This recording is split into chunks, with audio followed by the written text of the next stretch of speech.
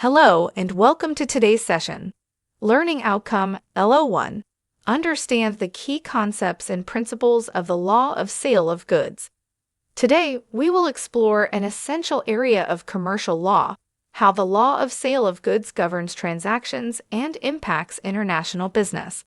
Have you ever wondered how legal rules determine the rights and obligations of buyers and sellers, or how disputes are resolved when goods are bought and sold? This session will break down the key principles, including the Sale of Goods Act 1979 and the Consumer Rights Act 2015, highlighting how they protect parties and facilitate smooth commercial dealings. By the end of this lesson, you will have a solid understanding of the legal framework behind the sale of goods, its practical application, and its significance in both domestic and international trade. The Internet facilitates international purchases of goods and services. This module provides knowledge on national and international goods purchasing. Investigate shipping processes and rights in international business. Understand where liabilities fall in disputes. Gain insights into the responsibilities of parties involved. The law of sale of goods governs contracts transferring ownership for a price. In the UK, it is primarily regulated by the Sale of Goods Act 1979. The Consumer Rights Act 2015 also plays a role when consumers are involved. The Act delineates rights and obligations to ensure fairness. A sale occurs with immediate transfer. An agreement to sell refers to future transfer. Contracts for sale of goods form through offer, acceptance, and consideration. The seller agrees to transfer ownership for a price. Goods must be identified and the price determined. Contracts can be written, verbal, or implied. These elements create a binding sale contract. Goods include all movable property except money and claims. Specific goods are identified at contract time. Unascertained goods are identified later. Title refers to legal ownership rights. The price can be fixed, decided later, or market determined. These concepts are crucial to understanding sales contracts. Risk follows ownership, meaning the owner bears the risk. Ownership passes when parties intend, with default rules applied. Risk is tied to who owns the goods at the time of loss. This principle is central to sales contracts. Understanding these rules helps allocate risk appropriately. The Sale of Goods Act introduces implied terms for buyer protection. The seller must have the right to sell under Section 12. Goods must match their description as per Section 13. Satisfactory quality and fitness for purpose are crucial terms. Sale by sample requires bulk to match the sample. Buyers can reject goods, claim damages, or rescind contracts. Sellers can withhold delivery, resell goods, or claim damages. These remedies are crucial for addressing breaches. Understanding these rights ensures fair transactions. Both parties must be aware of their legal options. A sale is an executed contract with immediate ownership transfer. An agreement to sell is executory, with future ownership transfer. This distinction affects risk allocation. Remedies available upon breach differ between the two. Understanding this helps in managing contractual obligations.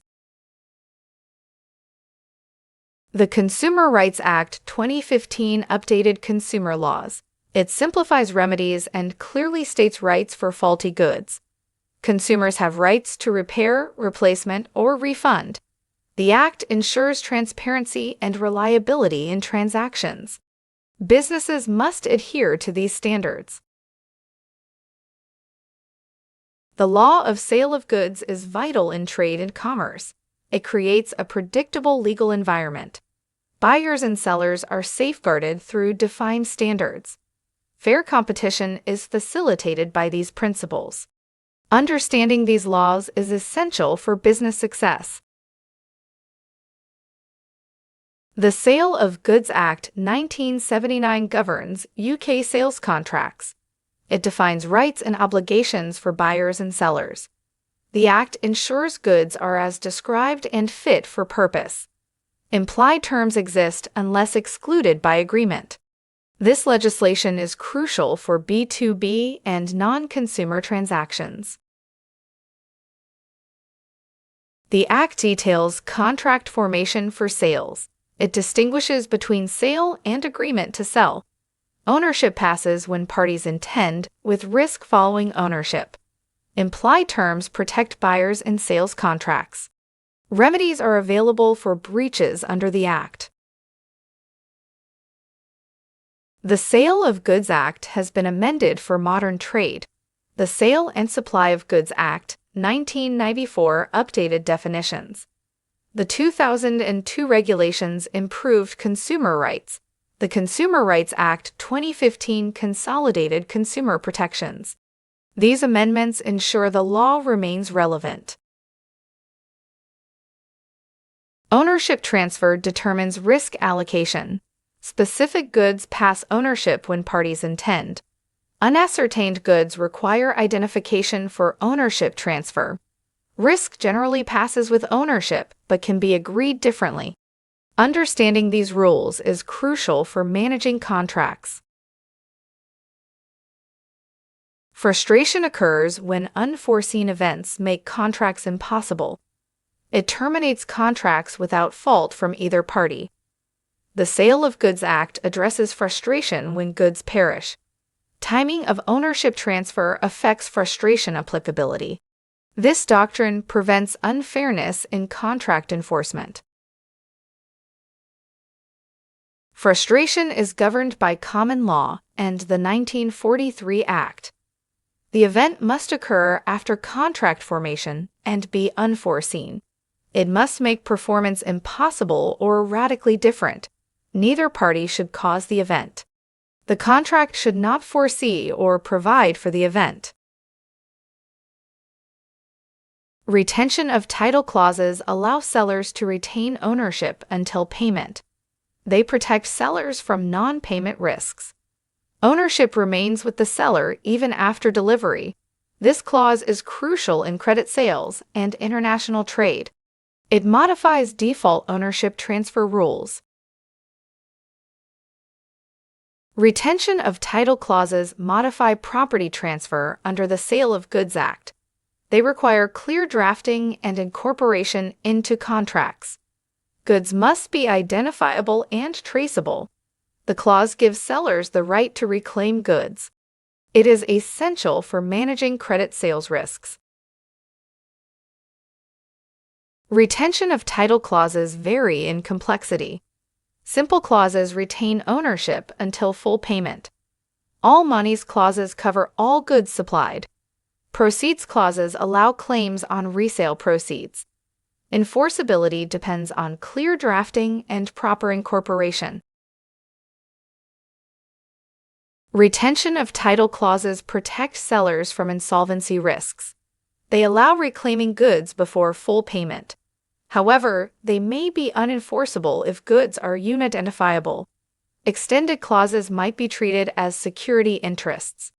Proper drafting is crucial for effectiveness.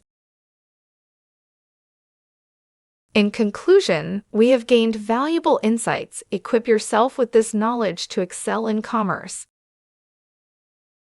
Should you have any questions, you are welcome to reach me by text or phone on 07000 484 361,688. Thank you for your time, and I look forward to our next session.